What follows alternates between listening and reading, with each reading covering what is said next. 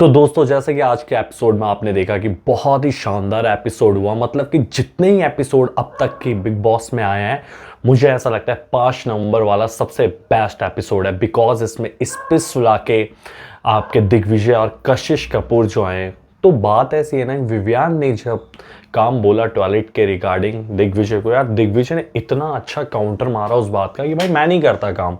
लेकिन यार दिग्विजय ने जब ये बात बोली ना कि भाई तुम्हें करना पड़ेगा, क्योंकि मैंने तुम्हारा ना प्रोमो में देखा था कि तुमने बोला है मेरे को इस चीज़ से प्रॉब्लम है, तो दिग्विजय ने साफ कहा भाई तुम्हें पता है कि मेरे को इस चीज़ से प्रॉब्लम है, जानबूझ के तुम काम दे रहे हो तो मैं नहीं करता।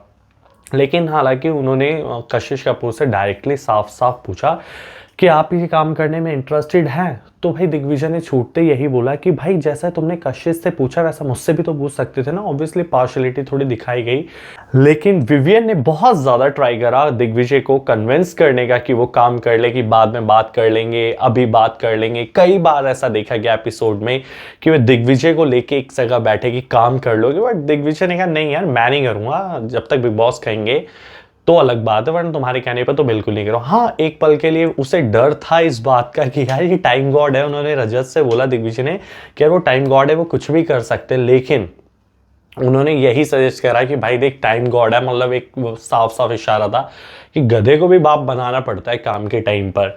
लेकिन दिग्विजय ने कहा भाई अगर ऐसा होगा ना तो मैं ईगो साइड रख के टॉयलेट साफ कर दूंगा, क्योंकि मुझे जल्दी घर से बाहर नहीं निकलना। एक स्टेटमेंट दिग्विजय की थी, बट दूसरी स्टेटमेंट में दिग्विजय ने ऐसा कहा कि कोई बात नहीं यार मैं बाहर भी निकल जाऊंगा, doesn't matter about it, but जो मैंने कहा है मैं अपनी बात पे ही रहूंगा। तो वो बात पे रहा भी। दिग्विजय ने काफी ट्राई करा विवियन ने दिग्विजय से कह के, बट दिग्विजय ने कोई बात ही नहीं मानी। कशिश की और ईशा की लड़ाई की, अब रजत से ईशा का थोड़ा 36 का आंकड़ा हो चुका है, भाई बहन के बॉन्डिंग में काफ़ी दरार आ चुकी है। तो उन्होंने ज़रूर उसे बोला, मतलब कि ईशा की लड़ाई में कशिश ज़रूर आई रजत के बीच में। तो कशिश ने बोला, काफ़ी उसने मुहावरे मारे कि यार तू बहुत ज़्यादा बन रही है। दोनों एक गर्ल्स की बिचिंग वाली बातें हुई, जैसा कि एलिस और ईशा हमेशा करते हैं कि फुसफुसाती रहती है, कोने कोने से बोलती रहती है।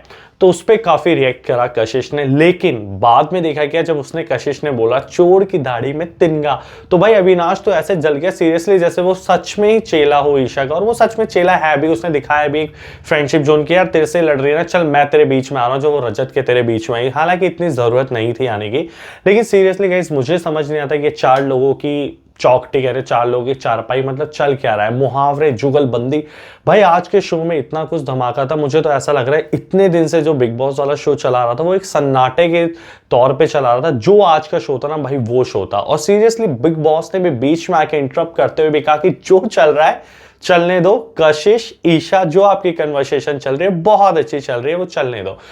बाद में हुआ ये, दिग्विजय बात करने पहुंचे, रैंडमली बात हुई दिग्विजय की ईशा और एलिस से।